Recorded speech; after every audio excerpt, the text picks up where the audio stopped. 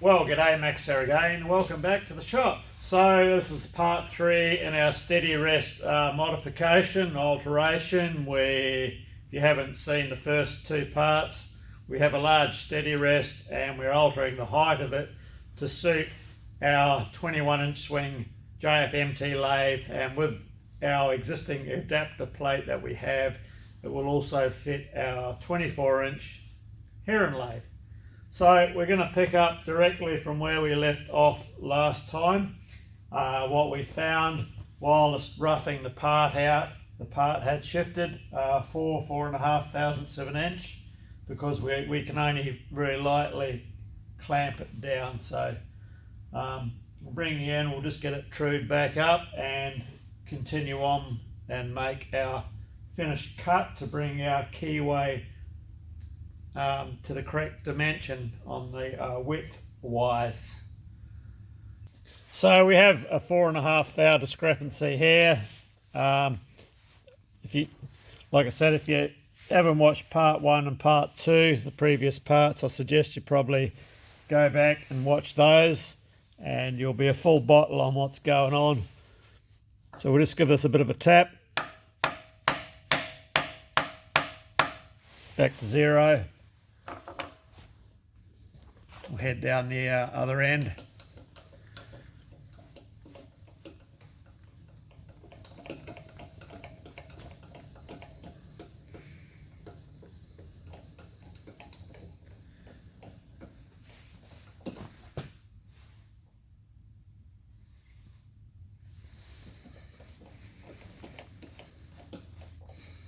On to 0. Let me just get a spanner, check these clamps. See, it doesn't take much, considering, well, especially because we got chrome bar here, steel on chrome bar. As I mentioned in the other video, I should have probably had a piece of paper in between them.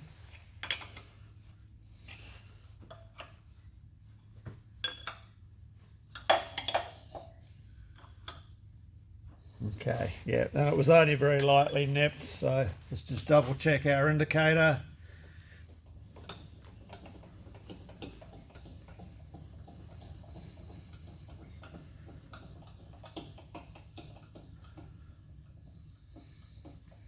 Good to go. We'll just have a quick check in the other plane, because this is finished to height.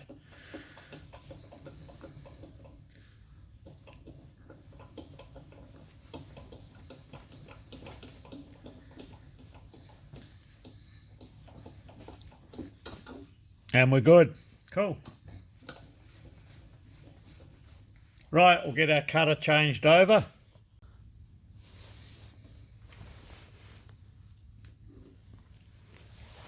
So this is a 5/8 rear grind cutter, and we use it to carry out our roughing and the finish of the, I'll bring this part back over a bit. Finished height to this.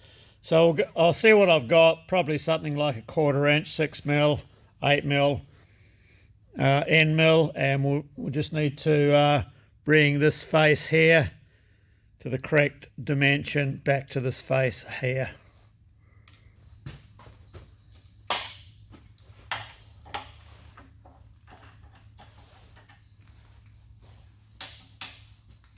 I use these socket spanners from my Bridgeports, a 3/4 inch one.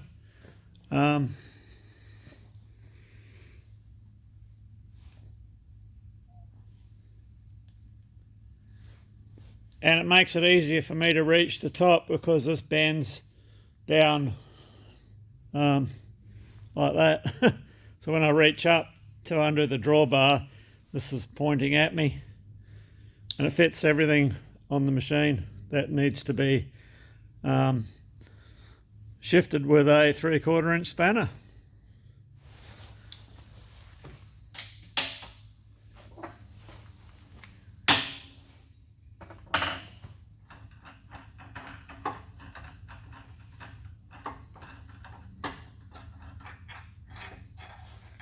Okay, I'll take this out now. I'll go over to our vise, clamp our chuck and remove our cutter and install our smaller one.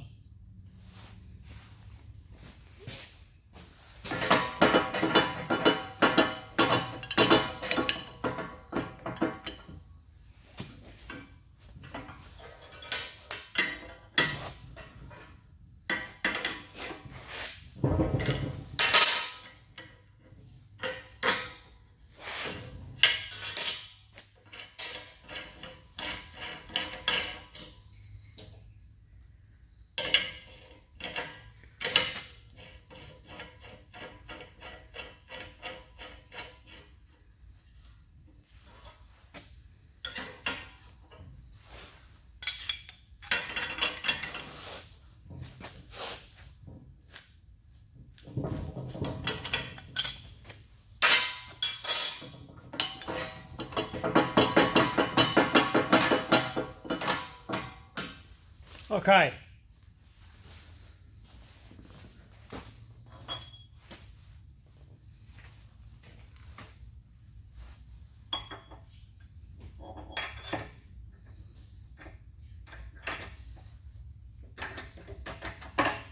Get her in there, do her up.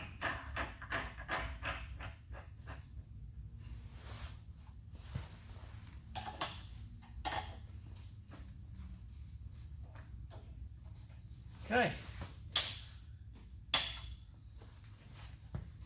Okay, I've just touched off up the opposite end to here, and we're just going to take off a bit of a leveling cut, you know, around somewhere around 10th hour, just to level our situation out. Then we can get a definitive measurement as to how much we need to take off for the finished cut.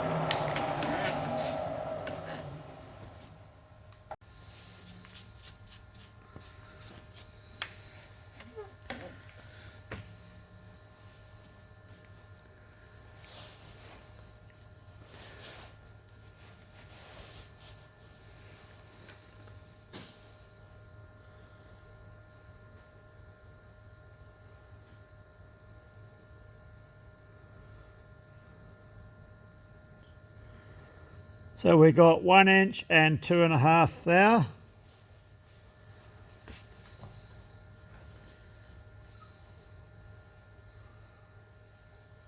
And we've got 1 inch and 2 3/4 thou. Oh, 2.5, 2 3/4. Okay. Yeah, same. Yeah, 2 3/4. So 1 inch, 2 3/4. Let me write that down. So our distance that we have to machine our key back to, 25, 35, yeah, 1.035.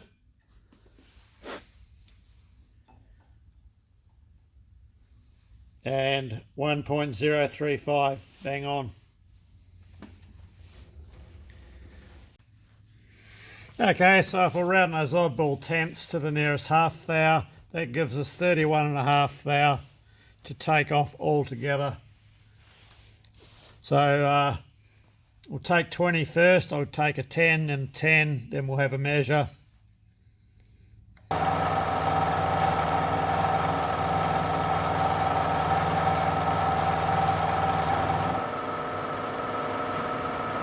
Another 10.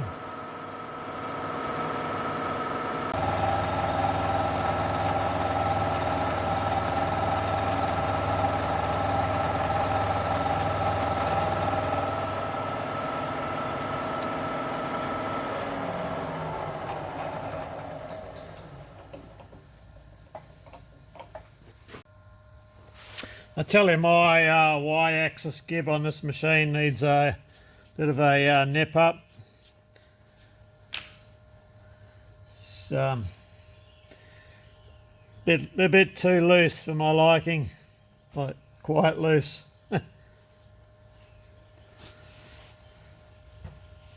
Get a rag.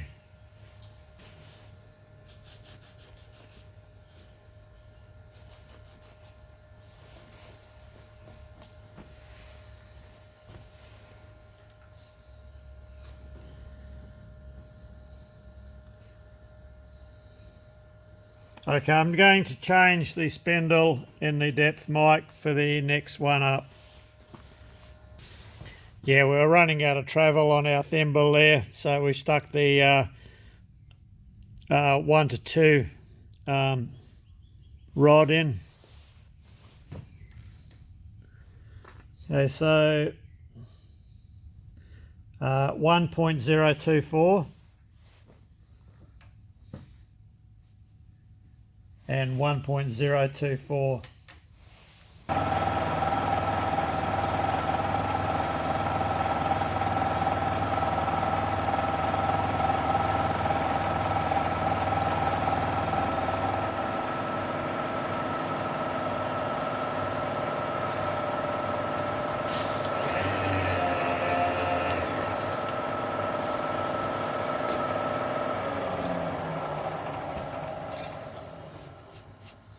Right, we'll have a measure.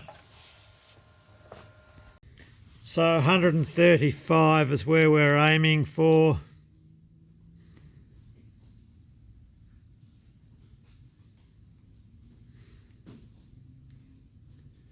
Which is where we are there.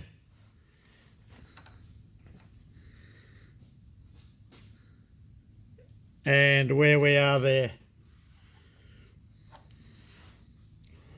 Okay, what I did intend to do, and I forgot to, on that last cut, was just raise our Z up a few thou, because I want a very slight undercut right for this corner here.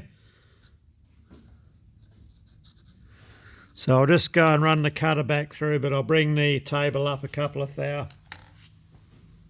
Yeah, I just wanted to see that wetness mark from the 1/4 inch cutter a bit clearer right in the corner there.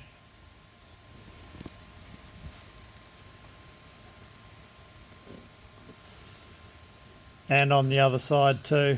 Okay. Okay, so we can swap over now to the other side and bring our key to the correct width. So we're measuring 26 and we need to be 25.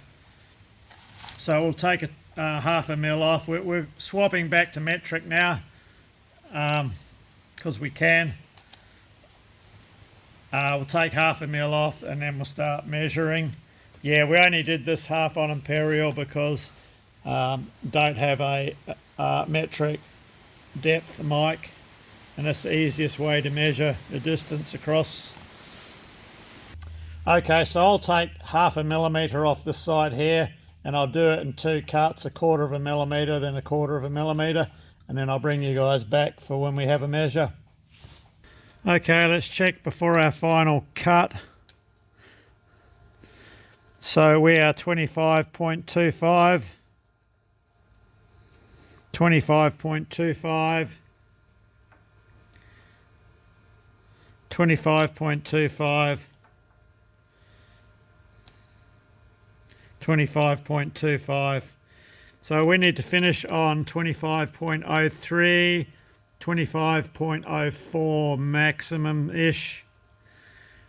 Okay, so we got 0.1, 0.2, 0.21 millimeters to come off. We'll take a quick cut and have a measure before we send it.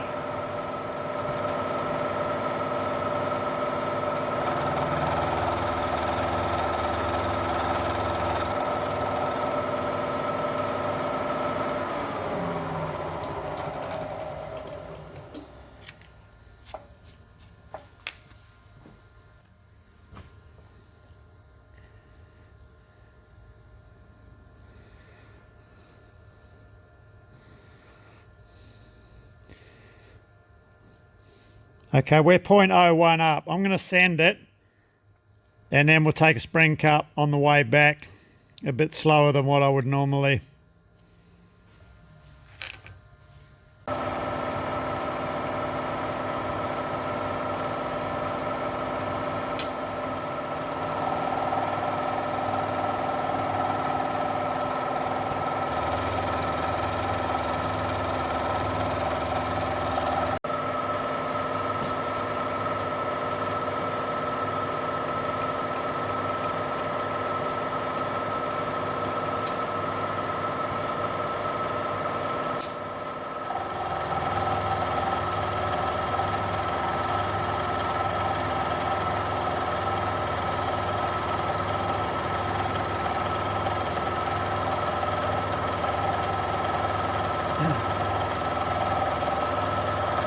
See how the DRO's crept up an extra 5 microns there. So I'll send that back under power feed.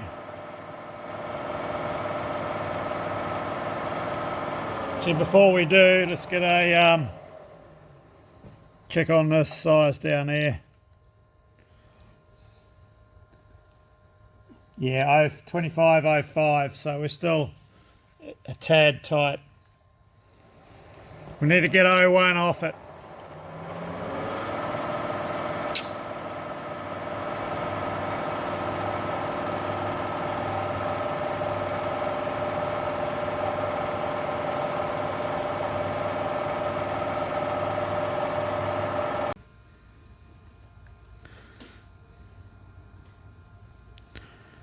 $25.04.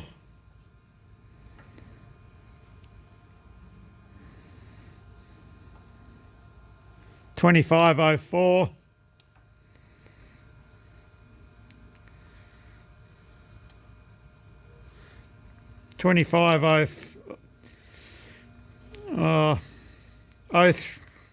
Couple of microns under 04.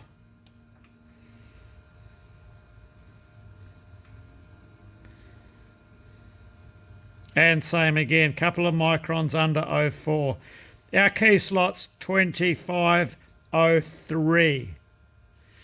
So we've got 100ths of a millimetre interference fit, which is absolutely perfect. Yeah, 01 interference, or it's close. It's very close to 4/10,000ths of an inch.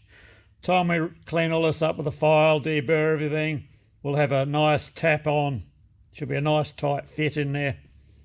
Okay, I'll get this deburred, and then we need to get our 8 holes drilled and tapped. So yeah, great result. Okay, I've sat our 2 halves together. What we need to do is transfer through the hole locations. It's only the first hole that we need to really do. The rest we can do with the DRO. Getting the measurements sideways is not a problem, but lengthways, because we're only measuring off castings, and I want the castings on the inside to match up perfectly. The outers we can just touch up with a grinder and blend them in. So this way, with a 12mm drill, because these were all drilled with a 12mm drill, so our drill goes in nice and free, and we've zeroed our DRO, so we can pick up all of the hole centers from this point.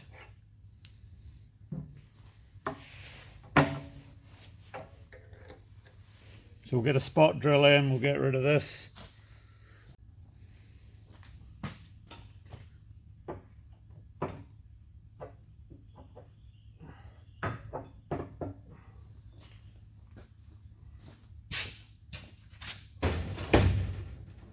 So our bolt pattern is 52 wide, 190 long.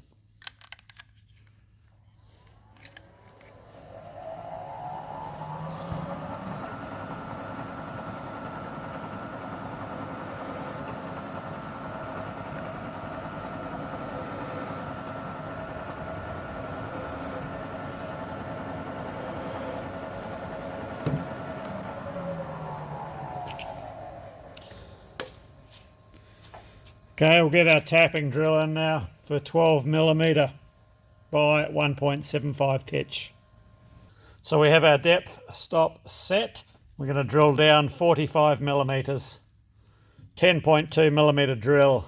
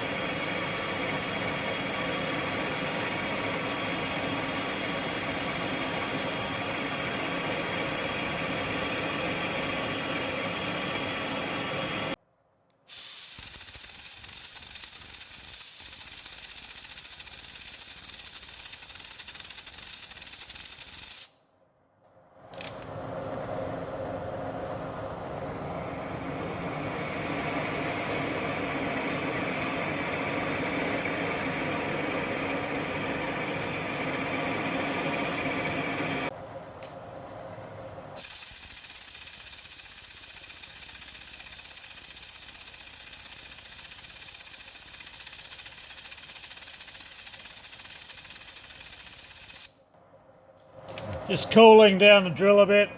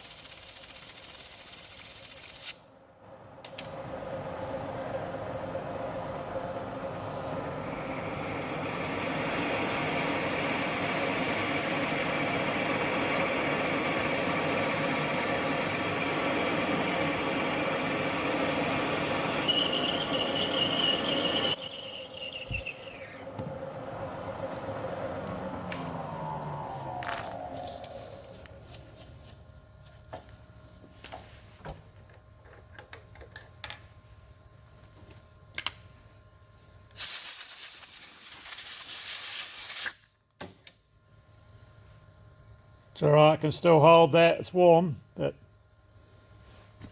all good.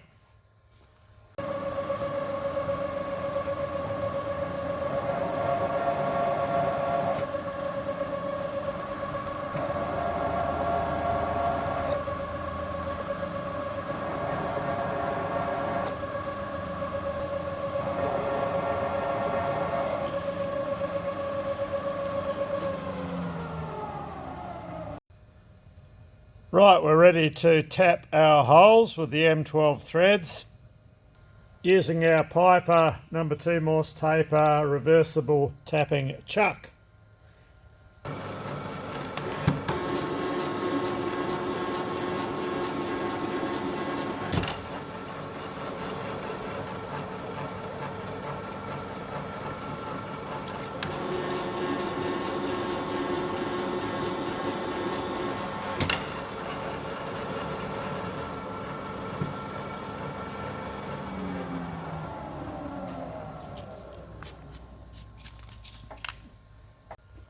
Right, well that's everything done on our base. It's all complete, all bar on final assembly. We just need to grind up these edges just to blend them into the top half of the casting, and a bit of deburring. Right, let's get on with our fingers. So we have some new material here. This is 4140 TGP, tan ground and polished. As far as TGP goes over here, 4140 is our only choice. We don't get any of the other grades in TGP.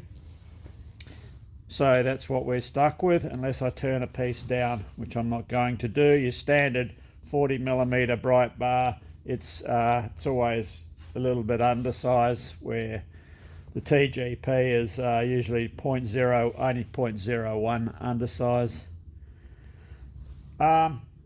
So what our plan is, because the original Steady had these nylon or whatever it is pads, so I still want to keep these, because these, although I've never used nylon pads in a Steady rest, I do believe they have very good damping qualities.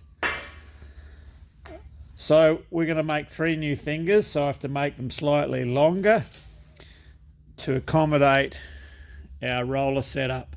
So we're going to use 2 ball bearings. Now these are the bearings that I could find in this sort of particular size with the largest radius in the corner. I didn't really want to go for anything with a sharp radius in the corner. So these have a 1mm radius, I believe. So our new fingers will have to be machined to suit with a couple of ears to accommodate the axle for the rollers. So we'll get 3 bits chopped off and we'll head over to the lathe.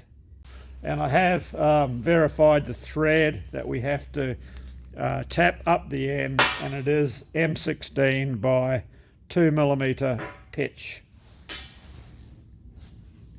Of course, we've got a keyway to do as well.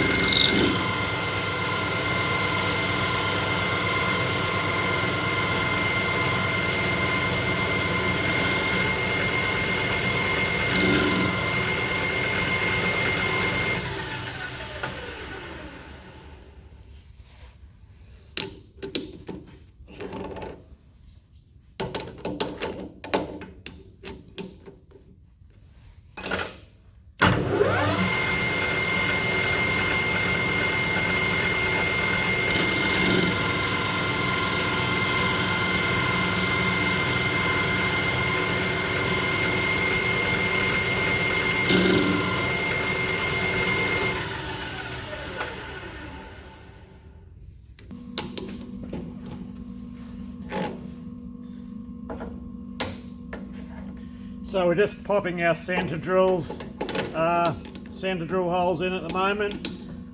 We're going to have to double end drill these, so yeah, the length is a bit long to go all the way through, so they do require a centre drill in each end.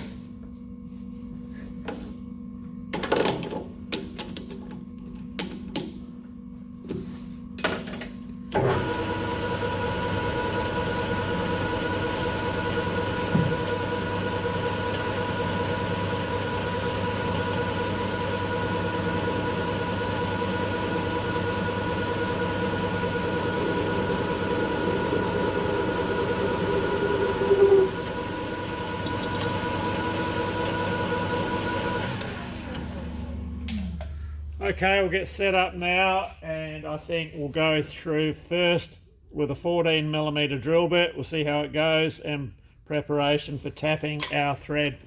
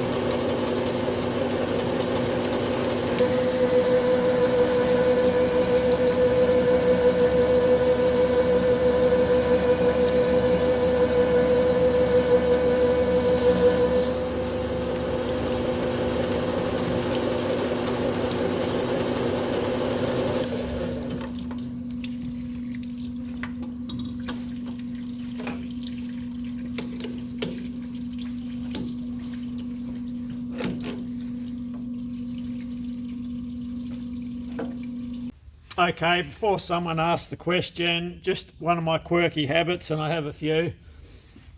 Someone will ask, why don't I ever face to the centre? Well, long-term viewers will have seen me do this on countless occasions. I never do it unless I have to. If I have to, I do. If I don't have to, there's no way I will. Now, my main reasons behind that is, firstly, it's a waste of time, especially if you're doing a larger part, say 6 or 8 inch diameter, and then you're going to put a big largest bore through it. Well, all that time facing is just wasted time. You know, a drill bit will take it out in a split second to what a tool will. So the other reason is, if your tool's not exactly on center, like perfectly on center, you're going to risk, well, a very high risk of damaging the insert, combined with, when you are facing into that center, your surface speed drops right off to nothing. And the inserts do not like that. So yeah, that's why. Damage on the insert and wasted time. So I'm just getting back to, I'll finish drilling these. I'm double drilling them, so yeah, in from each end.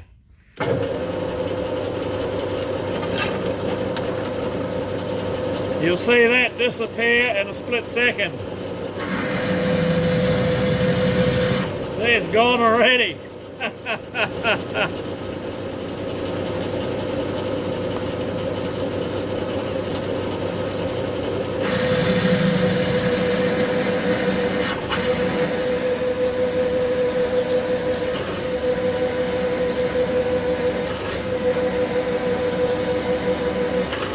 Yes, I spent a couple of days.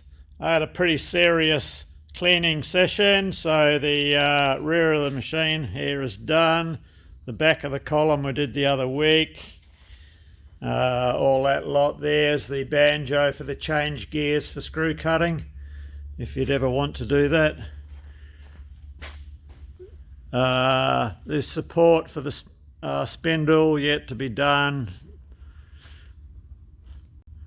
Front of the saddle and the facing chucks all cleaned up. And yeah, it was a bit of a mammoth job doing the front of the, we're looking up in the air because it's raised right up, front of the saddle.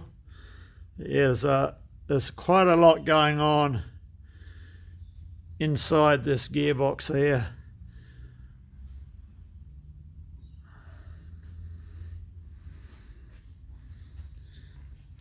All the crap cleaned out from in here. Now we can at least get access to the bearings for the screws.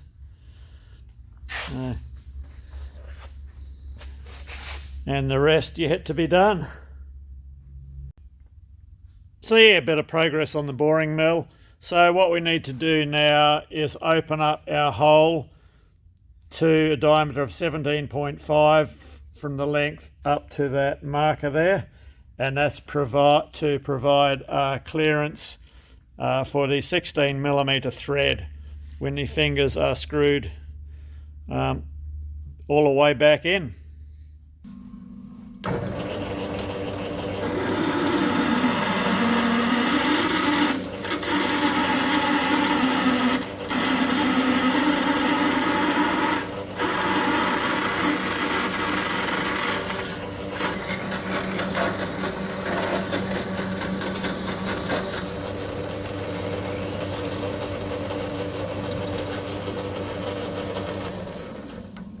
Okay, the other two are going to be exactly the same, so I'll get those done off camera and then bring you back. Yeah, so that will provide the clearance up the spout there for when it's screwed in from the other end. Otherwise you've got to tap a thread that long, which is not required. You know, we only need like 30mm of thread will be fine, and that's all the original ones had in anyway.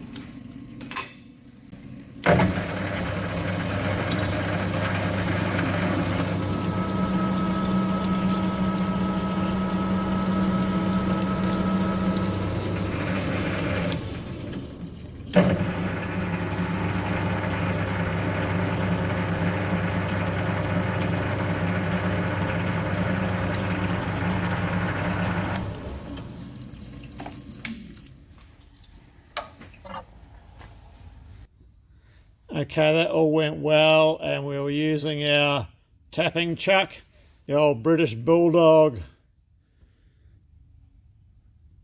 Archer number 20 tapping chuck. Okay, we're at our required distance from the threaded end of the part, so we drill and ream for 12mm.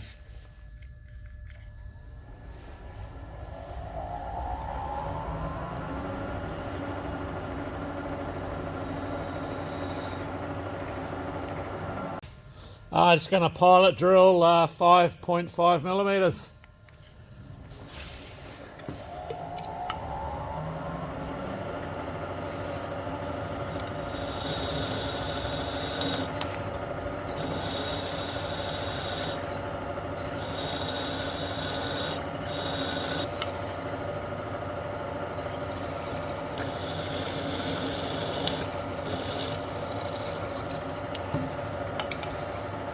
So we're going to go through now with a 11.5mm drill bit.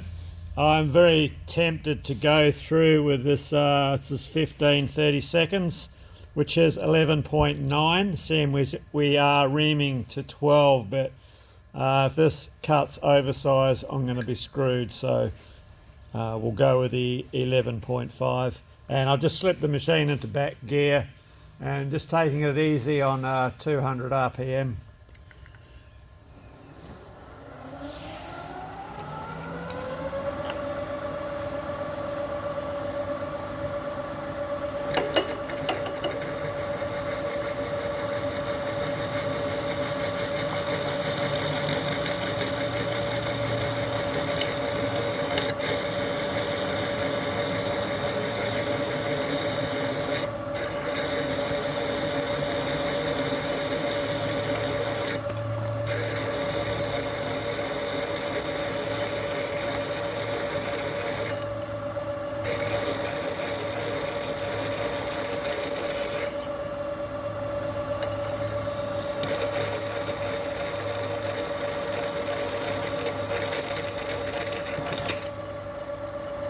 Shit, I hope that didn't chip the drill then.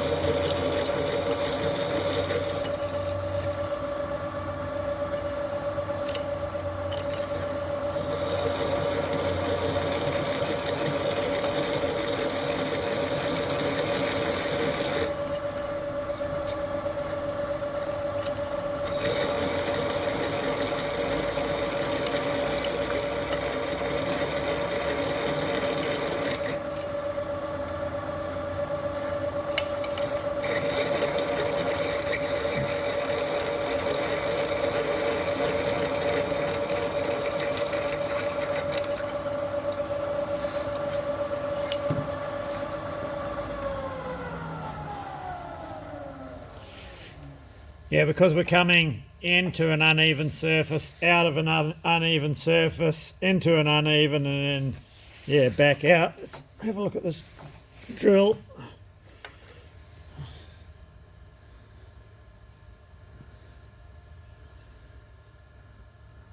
No, it survived. Good old Aussie Sutton drill bit. Hardly a drama. Right, we'll get our reamer set up.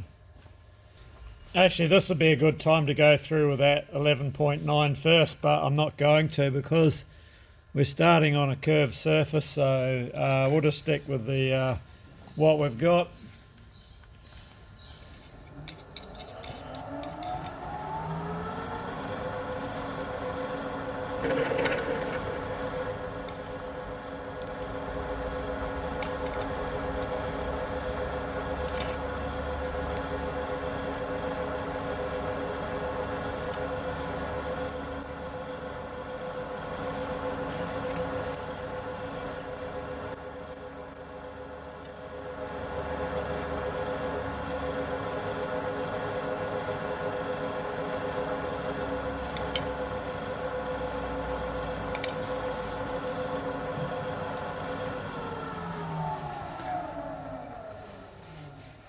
Right, we'll see what we're looking at.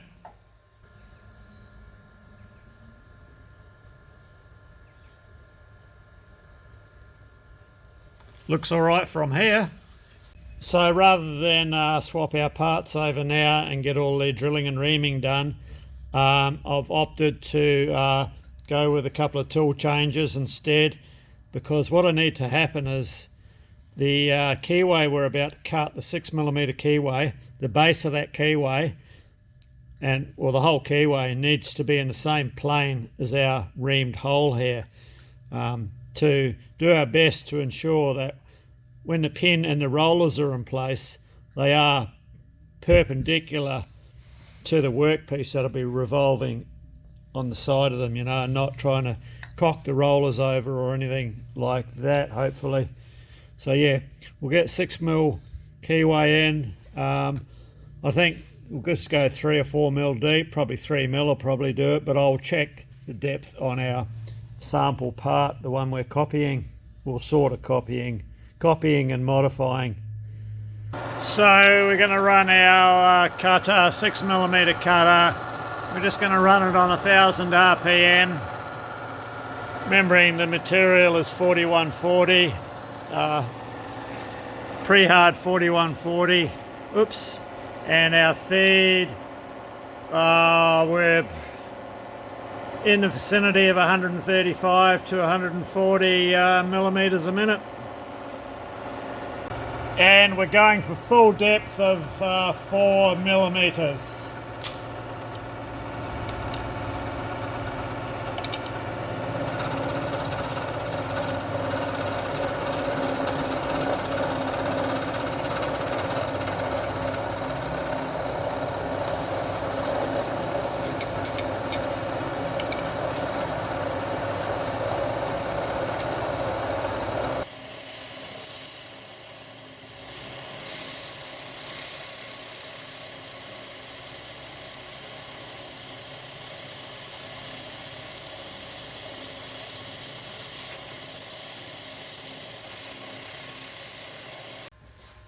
Okay, cut that well.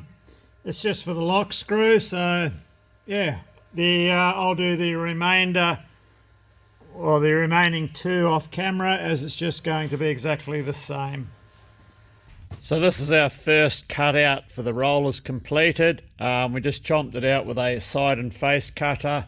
It's a pretty noisy affair, so yeah, I'll just put in a couple of shots when I've got the next one set up, and just I'll just do a couple of shots of it because it's like watching paint dry. But our rollers set in like that, and I wanted 0.5 millimeter or 1/20 thou axial clearance on them, just so they don't rub or anything silly happens. So yeah, I'll get the next one set up, and like I said, I'll just put a couple of quick clips in. So I thought this was quite comical.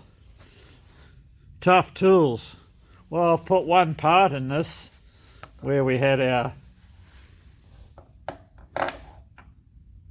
So if you look, center of the part, you see that line? From there to there, and you might just pick it. I'll zoom in. So just in that area there, that was where the end of my part sat, and you can see the line there. I can actually feel that with my finger, and that's from when I put the part in and tapped. The part was sitting about there, and I tapped it down. These are vices. The cast iron is softer than an ocean sponge. Yeah, I was quite shocked at that. I mean, my Kurtz had thousands and thousands of parts bashed in it, hammered down on it, and there was not one mark on the faces there, you know. Cheap and cheerful.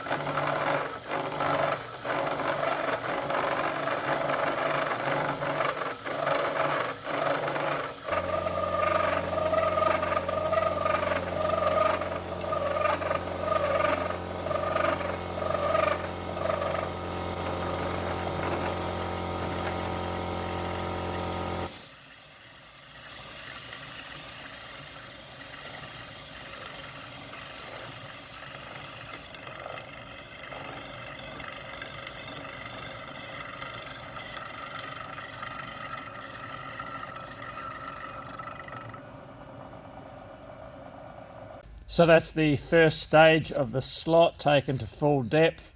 I have to do it in 2 cuts as it's a bit too squealy.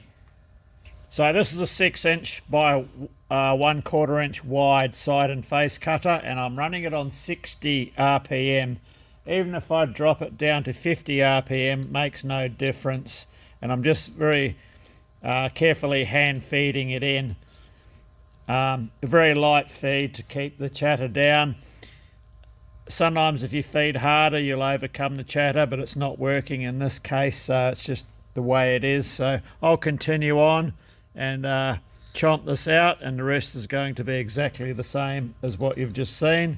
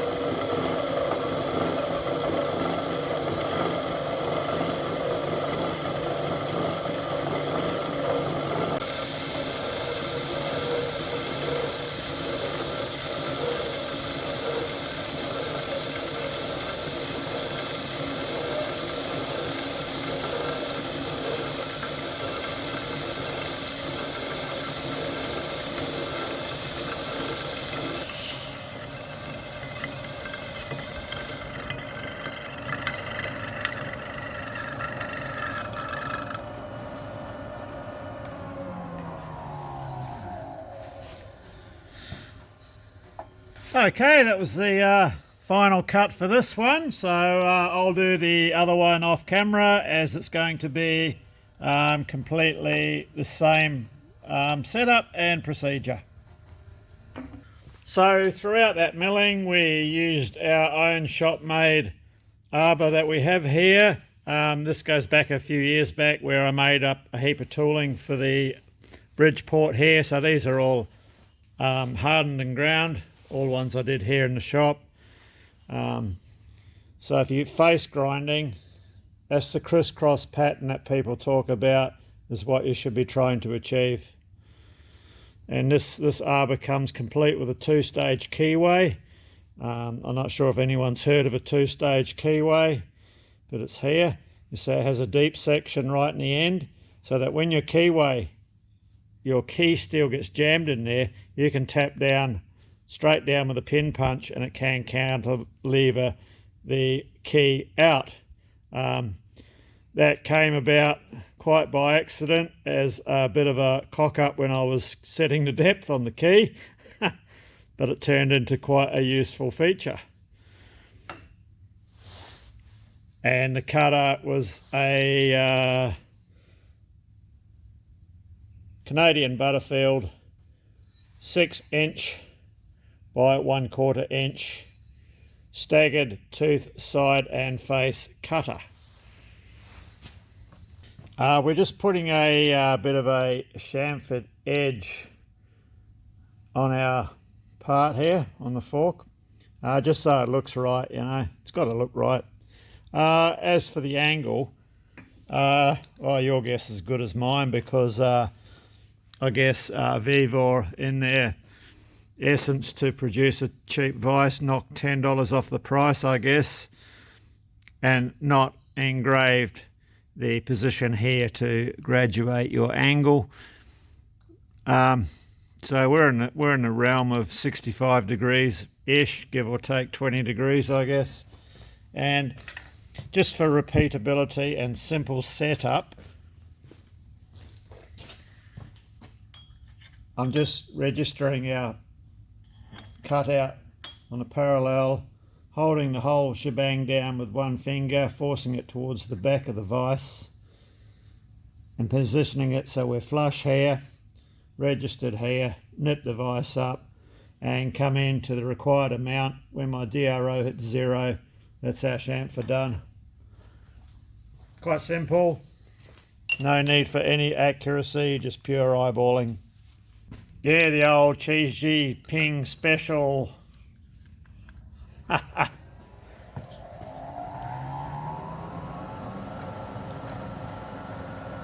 So cutting, yeah, both edges at once with a long end mill.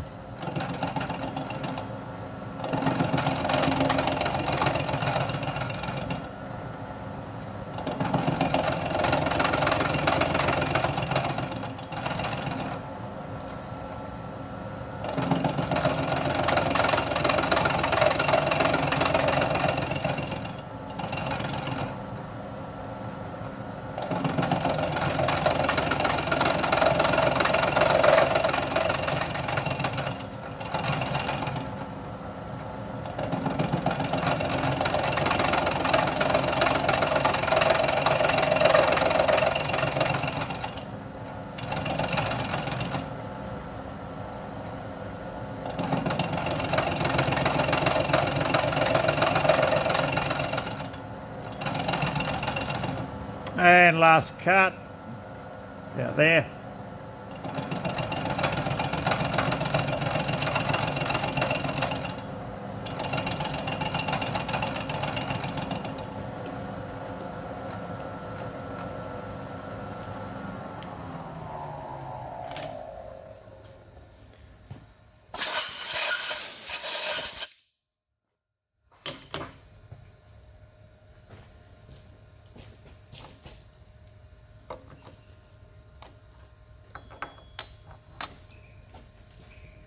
So that one there, well, should match what we've just done here.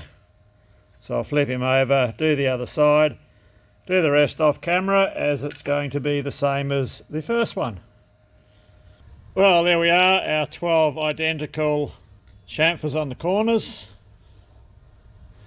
So yeah, it's really good having a second vise, because this one's already trammed in, which is nothing to do anyway. I just get sick of moving them around, and you know, it's good just to be able to plonk that one on just to do a quick operation like this, and the other Kurt will probably stay on the big mill or around somewhere. So anyway, I think we've got to look at our axles next. It's coming up lunchtime. The wife just poked her head in the workshop, said, I'm just going up to the shop to get a hot chook for lunch. I said to her, oh, you look like a hot chook. She said back to me, I think you need your glasses upgrading. We're just putting in the 3mm wide slots for the anti-rotation pin for our pivot, well, our main axle pin. Hopefully. Not every day I get the pleasure, or we'll call that displeasure, of using a 3mm ball nose end mill.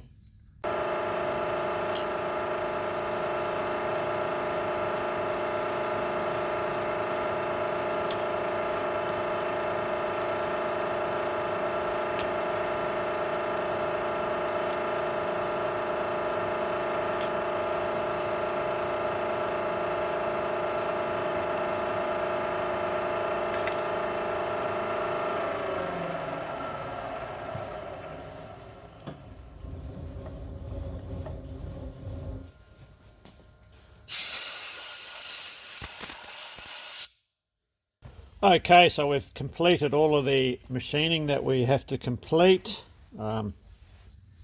That's the anti-rotation slot done as the roll pin goes in there. So our fingers all came out well. So yeah, these are two here all assembled up.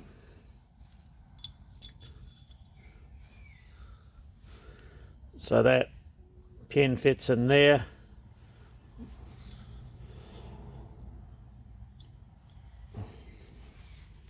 Flush. So the pin. And then there's a circlip to retain it on the end. So the pins are made out of silver steel, or I think overseas countries also call it a drill rod.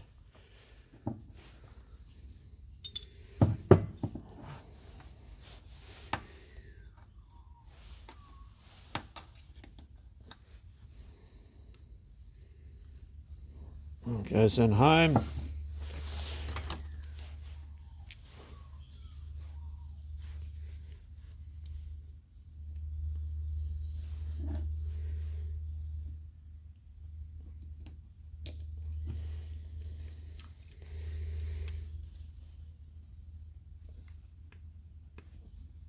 Make sure our circlip's in.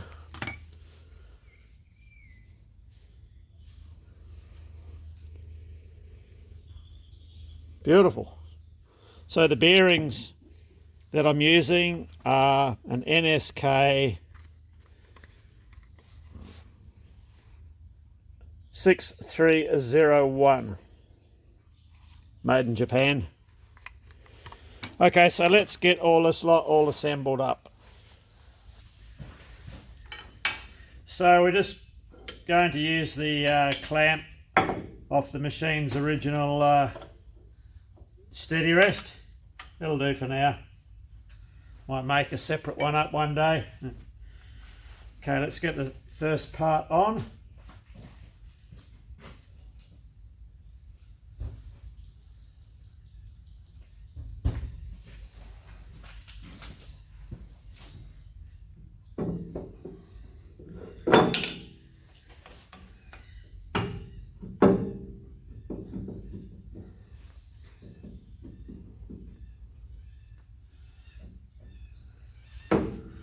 So like a super neat fit this is.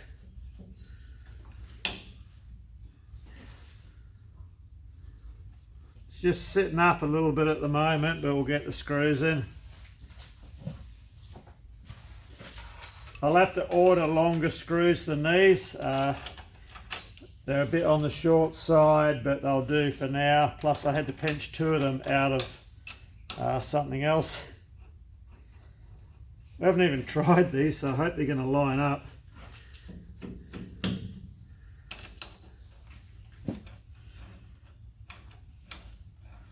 That's away. That's away.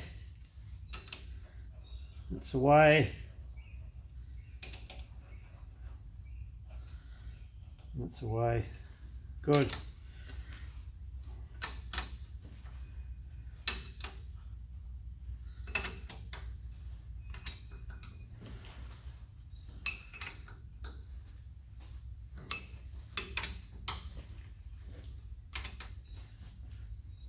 Feel that pulling down nice.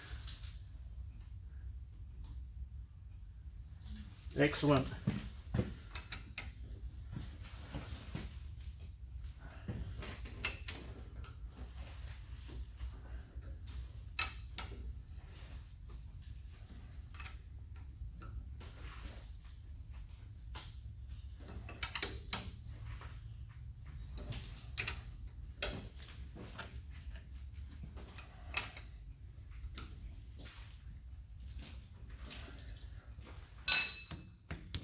Beautiful, solid as the rock of Gibraltar. Okay, we'll get our top half on. Shall we get these fingers in first?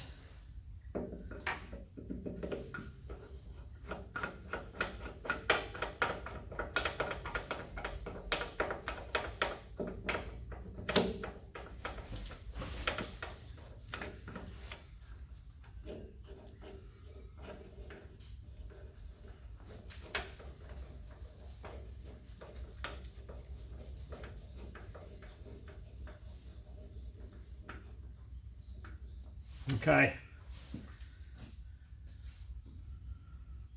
looking good. I'll go and get the top half.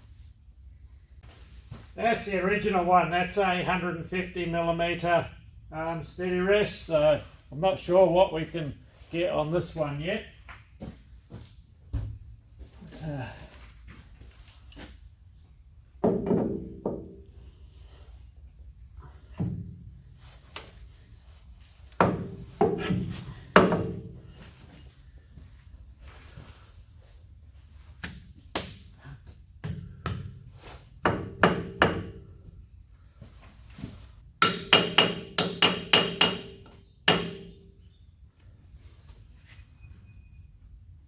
Very neat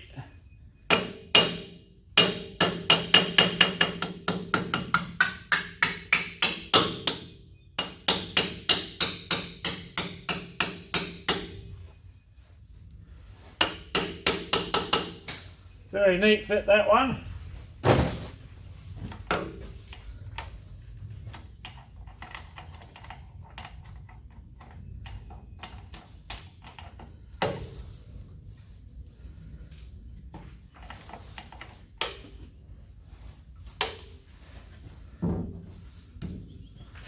Okay.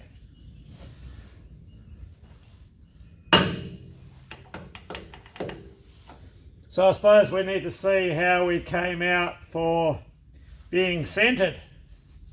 I'll bring the tailstock up and we'll have a measure. Okay, so we've brought our fingers out to full extension. We can't go any further because we come out of the locking slot. So the fingers aren't tight, but they're still in their locking slot, you know. So if I run a ruler, we'll just go through the center. So I'm about halfway through the keyway to the center. We're coming up on center, passing through the center point.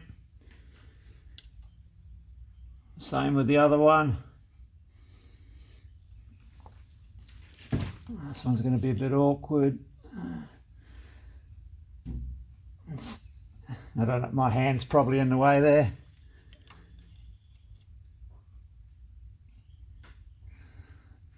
So all fingers are passing, the axis is passing through onto center. So hopefully that came out clear enough. So with our fingers all the way out, see we've got 110, 110, and 110. So yeah, 220 millimeters diameter would be its maximum on this steady rest. Anything, you could exceed that slightly, but you'd have to modify the bearing size. You could do it and incorporate that. You'd have to put in spacers underneath the end caps that would allow the fingers to go back further.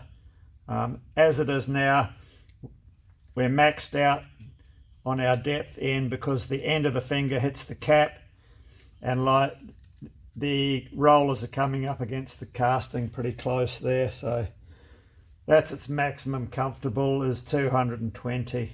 So gives us quite a step up in capacity now. So the other thing too, we were lucky we came in with clearance, so the carriage can come right up to it without crashing into it, so that worked out really well.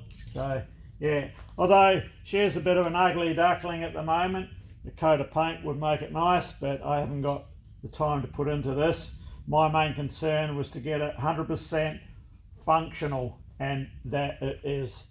So later on, yeah, I could make new knobs for it when the material came along, probably just knock some out, copy these, make them out of aluminium, and replace these locking screws for just a hand knob. Otherwise you're fidgeting around with Allen keys where you don't really want to be. So another point too, as someone pointed out, why I spent so much time getting a precision fit on the base. They're saying it's only a steady rest. Well, there's plenty of times where with a steady rest you might move it up close to the chuck to get it adjusted to a diameter you're working on down there, and then you move it further down the lathe. You know, you can set it up close to a turn known diameter, then you can put it wherever you want. You know, I can move this one finger.